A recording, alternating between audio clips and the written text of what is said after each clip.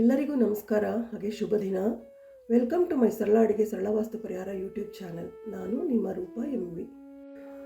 ಸೌತೆಕಾಯಿ ಮನೆಯಲ್ಲಿತ್ತು ಅಂತಂದರೆ breakfast ready ಮಾಡ್ಕೋಬೋದು. ಸೌತೆಕಾಯಿನ ಉಪಯೋಗಿಸಿ ಸೌತೆಕಾಯಿ ರೊಟ್ಟಿ ಹೇಗೆ ಮಾಡೋದು ಅಂತ ತೋರಿಸ್ಕೊಡ್ತಾ ಇದ್ದೀನಿ, ನೋಡೋಣ ಬನ್ನಿ. ಸೌತೆಕಾಯಿನ ಮೊದಲು ಚೆನ್ನಾಗಿ ತೊಳ್ಕೊಂಡು ಸಿಪ್ಪೆಯನ್ನು ತೆಗೆಯೋದಿಲ್ಲ, ಆದರೆ ಈ ತುದಿಗಳನ್ನ ಫಸ್ಟ್ ಕಟ್ ಮಾಡ್ಕೊಳ್ಳೋಣ.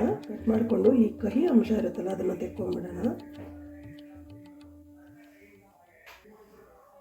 ನೋಡಿ, ಈ ಥರ ಹೀಗೆ ರಬ್ ಮಾಡಿದಾಗ ಈ ಥರ ಕಹಿ ಬರುತ್ತೆ. ಇದನ್ನು ತೆಗೆದಿರ ಉಪಯೋಗಿಸ್ಬಾರ್ದು, ಸೌತೆಕಾಯಿನ ಇವತ್ತು. ಇವಾಗ ಇದನ್ನು ತೆಗೆದಾದ್ಮೇಲೆ ಇದನ್ನು ಹಿಂಗೆ ಕಟ್ ಮಾಡ್ಕೊಳ್ಳೋಣ. ನೋಡಿ, ಸೌತೆಕಾಯಿ ಎಳೆದಾಗಿದ್ದರೆ ತಿರುಳನ್ನ ಏನೋ ತೆಗೆಯೋದು ಬೇಕಾಗಲ್ಲ, ಬಲ್ತಿದ್ರೆ ಮಾತ್ರ ತಿರುಳನ್ನ ತೆಕ್ಕೊಂಡ್ರೆ ಸಾಕಾಗತ್ತೆ. ಇವಾಗ ಇದನ್ನು ಹಿಂಗೆ ಕಟ್ ಮಾಡ್ಕೊಳ್ಳೋಣ. ಇದನ್ನು ಹೀಗಾದರೂ ಕಟ್ ಮಾಡ್ಬೋದು, ಹಿಂಗೆ ಸಣ್ಣ ಸಣ್ಣ ಹೀಗಾದರೂ ಕಟ್ ಮಾಡ್ಬೋದು, ಅಥವಾ ನಾವು ಹಿಂಗಾದರೂ ಕಟ್ ಮಾಡ್ಕೋಬೋದು.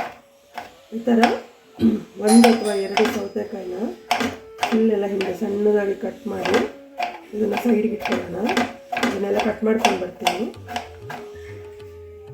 ಸೌತೆಕಾಯಿ ರೊಟ್ಟಿ ಮಾಡೋದಕ್ಕೆ ಮೊದಲಿಗೆ 1 ಅಥವಾ 2 ಸೌತೆಕಾಯಿನ ಸಣ್ಣದಾಗಿ ಮುಚ್ಕೊಂಡಿರೋವಂಥದ್ದು ಬೇಕಾಗುತ್ತೆ.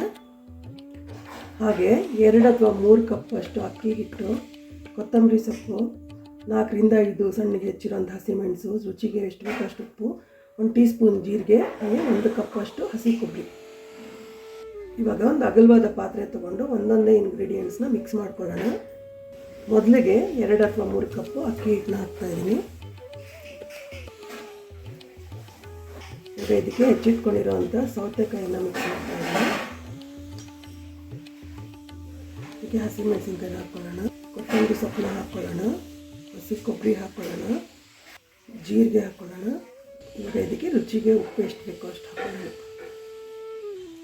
ಫಸ್ಟಿಗೆ ಇದೆಲ್ಲವನ್ನು ಕೈಯಲ್ಲಿ ಚೆನ್ನಾಗಿ ಮಿಕ್ಸ್ ಮಾಡ್ಕೊಳ್ಳೋಣ. ಆಮೇಲೆ ಸ್ವಲ್ಪ ನೀರು ಹಾಕ್ಕೊಂಡು ಕಲಿಸ್ಕೊಳ್ಳೋಣ. ಇದೆಲ್ಲ ಚೆನ್ನಾಗಿ ಮಿಕ್ಸ್ ಮಾಡಿ ಆಗಿದೆ. ಇವಾಗ ನೀರು ಸ್ವಲ್ಪನೇ ಹಾಕ್ಕೊಂಡು ಎಲ್ಲನೂ ಒಂದೇ ಸಲ ಕಲಿಸೋ ಅವಶ್ಯಕತೆ ಇರಲ್ಲ. ನಮ್ಗೆ ಎಷ್ಟು ಬೇಕೋ ಅಷ್ಟೇ ಸ್ವಲ್ಪನೇ ಕಲಿಸ್ಕೊಂಡ್ರೆ ಸಾಕಾಗುತ್ತೆ. ಯಾಕೆಂದರೆ ನೀರು ಹಾಕಿ ಎಲ್ಲ ಒಟ್ಟಿಗೆ ಕಲಿಸಿಟ್ರೆ ನೀರು ಬಿಟ್ಕೊಳ್ಳೋ ಸಾಧ್ಯತೆಗಳಿರುತ್ತೆ. ಹಾಗಾಗಿ ಎಷ್ಟು ಬೇಕೋ ಅಷ್ಟು ಮಾತ್ರ ಕಲಿಸ್ಕೊಂಡ್ರೆ ಸಾಕು. ನಾನು ಇವಾಗ ಒಂದು ಸ್ವಲ್ಪ ಮಾತ್ರ ಕಲಿಸ್ಕೊಳ್ತೀನಿ. ಈ ಭಾಗನ ಮಾತ್ರ ಕಲಿಸ್ಕೊಳ್ತಾ ಇದ್ದೀನಿ. ನೀರು ಸ್ವಲ್ಪ ನೋಡಿಕೊಂಡು ಹಾಕ್ಕೊಂಡ್ರೆ ಸಾಕಾಗುತ್ತೆ, ಜಾಸ್ತಿ ನೀರು ಬೇಕಾಗಲ್ಲ ಇದಕ್ಕೆ. ನೋಡಿ, 1 ಭಾಗನ ಮಾತ್ರ ಕಲಿಸ್ಕೊಳ್ತೀನಿ. ಇದು ಎಲ್ಲ ನಾವು ಉಪ್ಪು ಖಾರ ಎಲ್ಲವನ್ನ ಹಾಕಿ ಮಿಕ್ಸ್ ಮಾಡಿ ಇಟ್ಕೊಂಡಿರ್ತೀವಿ. ಎಷ್ಟು ಬೇಕೋ ಅಷ್ಟು ಮಾತ್ರ ಕಲಿಸ್ಕೊಂಡ್ರೆ ಸಾಕಾಗುತ್ತೆ. ನಾವು ರೊಟ್ಟಿಗೆ ಎಷ್ಟು ಬೇಕೋ ಇಷ್ಟು ಮಾತ್ರ ಕಲಿಸ್ಕೊಂಡ್ರೆ ಸಾಕು. ಮಿಕ್ಕಿದೆಲ್ಲ ಬೇಕಾದಾಗ ಸ್ವಲ್ಪ ನೀರು ಹಾಕ್ಕೊಂಡು ಕಲಿಸ್ಕೊಂಡ್ರೆ ಸಾಕು. ನೋಡಿ, ಈ ಹದ ಕಲಿಸ್ಕೊಂಡ್ರೆ ಸಾಕಾಗುತ್ತೆ. ನೋಡಿ, ಈ ಥರ ಹದ ಬಂದರೆ ಸಾಕು. ಆಗಿದೆ ಇದು. ಈಗ ಒಂದು ತವ ತಗೊಳ್ಳೋಣ. ತವ ಮೇಲೆ 1 ಟೇಬಲ್ ಸ್ಪೂನ್ ಅಷ್ಟು ಎಣ್ಣೆ ಹಾಕ್ಕೊಳ್ಳೋಣ. ಇಂಗ್ರೀಡಿಯೆಂಟ್ಸಲ್ಲಿ ನಾನು ಎಣ್ಣೆ ತೋರಿಸಿಲ್ಲ, ಅಂದರೆ ರೊಟ್ಟಿ ಮಾಡೋದಕ್ಕೆ ಎಣ್ಣೆ ಬೇಕಾಗತ್ತೆ. ಎಣ್ಣೆನ ಸ್ವಲ್ಪ ತವ ಎಲ್ಲ ಚೆನ್ನಾಗಿ ಸ್ಪ್ರೆಡ್ ಮಾಡೋಣ. ಇದೇನಂದರೆ ಮನೆಯಲ್ಲಿ ನಾನ್ ಸ್ಟಿಕ್ ಪ್ಯಾನ್ ಎಲ್ಲ ಯೂಸ್ ಮಾಡಬಾರ್ದು, ನಾನ್ ಸ್ಟಿಕ್ ತವ ಎಲ್ಲ ಯೂಸ್ ಮಾಡಬಾರ್ದು ಅಂತ ಮನೇಲಿ ಮಕ್ಕಳು ಎಲ್ಲ ಹೇಳಿದಾಗ ನಾನು ಚೇಂಜ್ ಮಾಡಿಕೊಂಡೆ. ಐರನ್ ತವನ ತೊಗೊಂಡೆ. ಐರನ್ ತವ ಏನು ಅಂತಂದರೆ ಇದು ದೋಸೆ ಎಲ್ಲ ಹೇಳ್ತಾನೆ ಇರಲಿಲ್ಲ, ತುಂಬ ಕಷ್ಟ ಆಗ್ತಿತ್ತು ನನಗೆ. ಆವಾಗ ಅದನ್ನು ನಾನೇ ಕಂಡುಕೊಂಡೆ. ನಾವು ಪ್ರತಿ ಸಲ ತವನ ತೊಳೆದಾದ್ಮೇಲೆ ಇಮ್ಮಿಡಿಯೇಟಾಗಿ ಸ್ವಲ್ಪ ಎಣ್ಣೆ ಹಚ್ಬಿಟ್ಟು ಇಡ್ತಾ ಬಂದರೆ ಆವಾಗ ತವ ರೊಟ್ಟಿ ಆಗಲಿ ದೋಸೆ ಆಗಲಿ ಇಮಿಡಿಯೇಟಾಗಿ ಅದು ಏನೂ ತೊಂದರೆ ಕೊಡಲ್ಲ, ಮತ್ತು ಹೇಳುತ್ತೆ, ತುಂಬ ಈಸಿಯಾಗಿ ಹೇಳುತ್ತೆ. ಹಾಗಾಗಿ ನಾವು ಪ್ರತಿ ಸಲ ಏನೇ ನಾವು ತವನ ಉಪಯೋಗಿಸಿದಾಗ ತವ ತೊಳೆದಿದ ತಕ್ಷಣ ಒಂಚೂರು ಎಣ್ಣೆ ಸ್ವಲ್ಪನೇ ತೊಗೊಂಡ್ರೆ ಸಾಕು. 1/4 ಸ್ಪೂನ್ ಎಣ್ಣೆ ತೊಗೊಂಡು ಫುಲ್ ಸ್ಪ್ರೆಡ್ ಮಾಡಿಬಿಟ್ಟು ಇಟ್ಬಿಟ್ರೆ ಆಯಿತು. ಪ್ರತಿ ಸಲ ಹಾಗೆ ಮಾಡಬೇಕು. ತೊಳೆದ್ಬಿಟ್ಟು ಹಾಗೆ ತವನ ಇಡಬಾರ್ದು. ಆ ಥರ ಮಾಡ್ತಾ ಬಂದರೆ ಏನೇ ತೊಂದರೆ ಇಲ್ದಾರ ದೋಸೆ ಆಗಲಿ ರೊಟ್ಟಿ ಆಗಲಿ ಚೆನ್ನಾಗಿ ಹೇಳುತ್ತೆ. ಇವಾಗ ಎಣ್ಣೆ ಸ್ಪ್ರೆಡ್ ಮಾಡಿದ್ದೀನಿ. ನೋಡಿ, ಇಷ್ಟು ಹಿಟ್ಟು ತೊಗೊಂಡಿದ್ದೀನಿ. ಈ ಥರ ಈ ಹದಕ್ಕೆ ಹಿಟ್ಟು ಕಲಿಸ್ಕೋಬೇಕು. ಇವಾಗ ಇದನ್ನು ಚೆನ್ನಾಗಿ ಸ್ಪ್ರೆಡ್ ಮಾಡೋಣ. ಸ್ವಲ್ಪ ಅಂಟ್ಕೊಳ್ತು ಅಂದರೆ ಒಂಚೂರು ಎಣ್ಣೆ ಕೈ ಮಾಡಿಕೊಂಡ್ರೆ ಆಯಿತು. ಇದನ್ನು ಸ್ಪ್ರೆಡ್ ಮಾಡಿದ್ದೀನಿ. ಇದು ಸೌತೆಕಾಯಿ ಆರೋಗ್ಯಕ್ಕೆ ತುಂಬಾ ಒಳ್ಳೆಯದು. ಡಯಟ್ ಮಾಡೋರಂತೂ ಇದನ್ನು ತಪ್ಪದೇ ಉಪಯೋಗಿಸ್ಬೋದು. ನೋಡಿ, ಈ ಥರ ಚಿಕ್ಕ ಚಿಕ್ಕ ಹೋಳು ಮಾಡಿ ಇವಾಗ ಇದ್ರ ಮೇಲೆ ಸ್ವಲ್ಪ ಎಣ್ಣೆ ಹಾಕ್ಕೊಳ್ಳೋಣ. ಅದು ರೊಟ್ಟಿ ಅಂದರೆ ಒಂದು ಸ್ವಲ್ಪ ಎಣ್ಣೆ ಜಾಸ್ತಿ ತೊಗೊಳತ್ತೆ. ಡಯಟ್ ಮಾಡೋರು ಎಣ್ಣೆ ಒಂದು ಸ್ವಲ್ಪ ಕಡಿಮೆನೂ ಉಪಯೋಗಿಸ್ಕೋಬೋದು. ಇವಾಗ ಇದಾಗಿದೆ. ಇದಕ್ಕೆ ಗ್ಯಾಸ್ ಹಚ್ಚಿ ಇದನ್ನು ಬೇಯಿಸ್ಕೊಳ್ಳೋಣ ಚೆನ್ನಾಗಿ. ಇವಾಗ ಇದು ಒಲೆ ಮೇಲೆ ಇಟ್ಟಾದ್ಮೇಲೆ ಫಸ್ಟು ಒಂದು ಸ್ವಲ್ಪ ಇದನ್ನು ಮುಚ್ಚಿಬಿಡೋಣ ತಟ್ಟೆಯಿಂದ, ಯಾಕೆಂದ್ರೆ ಚೆನ್ನಾಗಿ ಬೇಯಬೇಕಾಗತ್ತೆ. ಸುತ್ತಲೂ ನಾವು ರೊಟ್ಟಿನ ಚೆನ್ನಾಗಿ ಬೇಯಿಸ್ಬೇಕಾಗತ್ತೆ, ಗರ್ಗರಿಯಾಗಿ ಬೇಯಿಸ್ಬೇಕಾಗತ್ತೆ. ಒಂಚೂರು ಟೈಮ್ ತೊಗೊಳುತ್ತೆ. ಇದನ್ನು ರೊಟ್ಟಿನ ಬೇಯಕ್ಕೆ ಬಿಡೋಣ.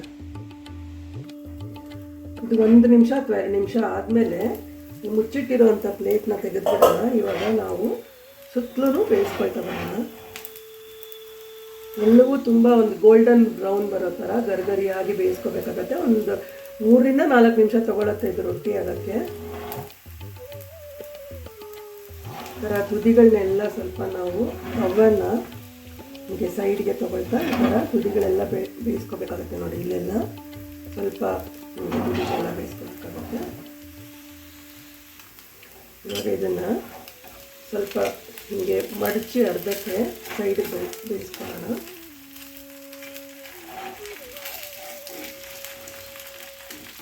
ನೋಡಿ ಚೆನ್ನಾಗಿ ಆಗ್ತಾಯಿದೆ. ಇವಾಗ ಇನ್ನೊಂದು ಸೈಡಿಗೆ ಬೇಯಿಸ್ಕೊಳ್ಳೋಣ. ನೋಡಿ ತುಂಬ ಚೆನ್ನಾಗಿ ಕಾಣ್ತಾ ಇದೆ, ಗೋಲ್ಡನ್ ಬ್ರೌನ್ ಬರ್ತಾ ಇದೆ, ತುಂಬ ಗರ್ಗರಿಯಾಗಿ ಆಗ್ತಾಯಿದೆ. ಇದು ತುಂಬ ರುಚಿಯಾಗಿರುತ್ತೆ ಈ ರೊಟ್ಟಿ, ಸೌತೆಕಾಯಿ ರೊಟ್ಟಿ. ಹಾಗೆ ಆರೋಗ್ಯಕ್ಕೂ ತುಂಬಾ ಒಳ್ಳೆಯದು. ಇವಾಗ ಇದನ್ನು ನಾನು ತಟ್ಟೆಗೆ ಸರ್ವ್ ಮಾಡ್ತೀನಿ.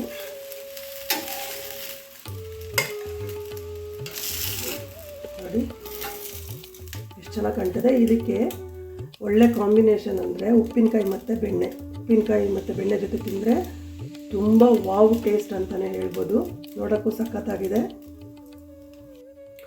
ನೋಡಿ ಬೆಣ್ಣೆ ಮತ್ತು ಉಪ್ಪಿನಕಾಯಿ ಜೊತೆ ರೆಡಿ ಇದೆ.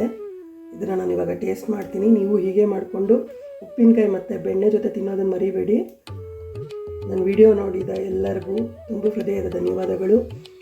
ಮುಂದಿನ ಒಂದು ಒಳ್ಳೆ ರೆಸಿಪಿ ಅಂತಂದರೆ ಇವಾಗ ಅವರೆಕಾಯಿ ಕಾಲ ಇರೋದ್ರಿಂದ ಅವರೆಕಾಳು ರೊಟ್ಟಿ ಹೇಗೆ ಮಾಡೋದು ಅಂತ ತೋರಿಸ್ಕೊಡ್ತೀನಿ.